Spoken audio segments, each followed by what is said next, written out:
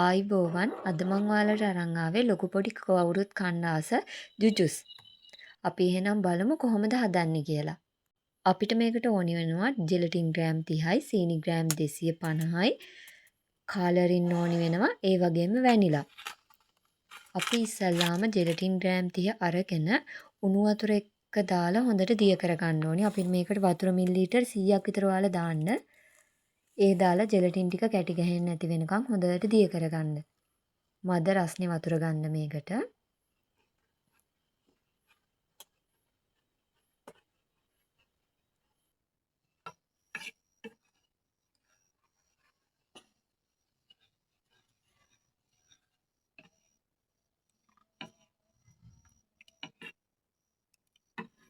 අපි දැන් අපේ ජෙලටින් එක හදාගෙන ඉවරයි. දැන් අපි ඉස්සලාම සීනි එක උණු කරගන්න ඕනි. අපි මේ සීනි ග්‍රෑම් 200ට වතුර මිලිලීටර් 100ක් දාලා හොඳින් සීනි ටික දිය වෙනකන් දිය කරගන්න ඕනි.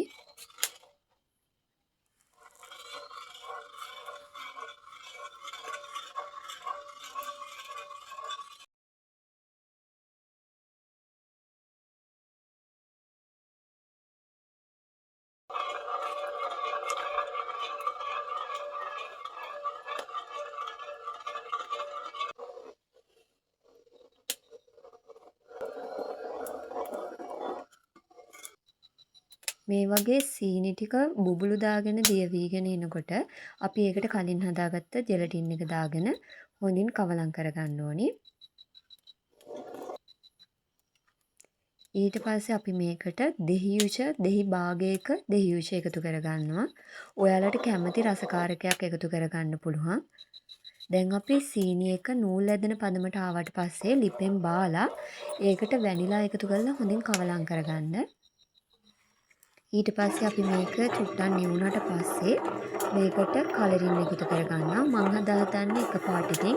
ඔයාලා වෙනම පාට වලින් හදනවා නම් වෙනම දීසි වලට දාලා එක පාට කලරින් එකතු කරගන්න.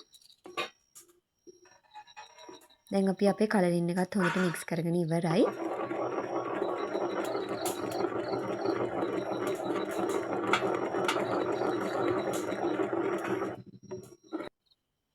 දැන් ඔයාලා මේ විදිහට ට්‍රේ එකක් අරගෙන ඒකේ බටර් හරි පොල් තෙල් හරි ටිකක් ගා ගන්න.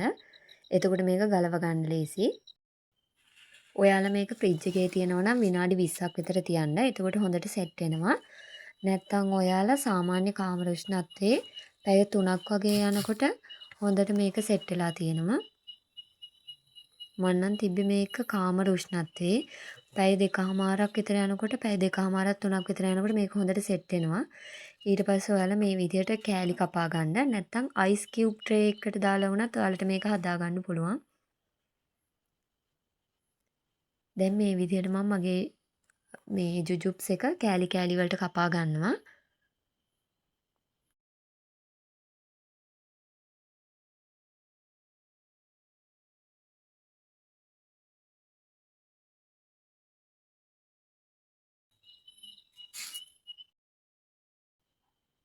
ඊට පස්සේ මේ විදිහට සීනි භාජනයකට දාලා අපි හදාගත්ත ජුජුබ්ස් එක ඒකේ තවර ගන්න ඕනි. මේ විදිහට හොඳින් සීනි තවර ගන්න.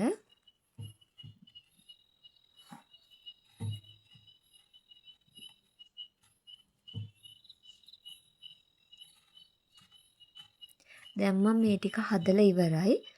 මේක ඇත්තටම කඩේ විදිහටම මේ විදිහම රසට තියෙනවා. හැබැයි අපි මේක දවසක් විතර තියාගත්තම තමයි ගොඩක්ම රසවත්. එතකොට අර මේක හොඳට මෙලෙක් වෙලා තියෙන්නේ.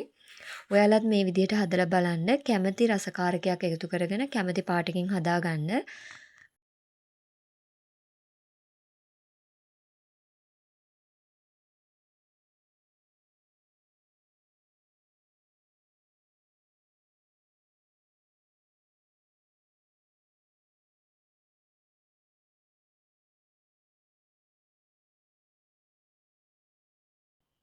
මගේ වීඩියෝ එකත් එක්ක එකතු වෙලා හිටපු ඔයාලට ගොඩක් ස්තුතියි. ඒ වගේම මාව සබ්ස්ක්‍රයිබ් කරන්න, ලයික් කරන්න, කමෙන්ට් කරන්න කියලා ආදරෙන් මතක් කරනවා. අදට ගිහින් එන්නම්. අලුත් වීඩියෝ එකකින් අපි හම්බෙමු.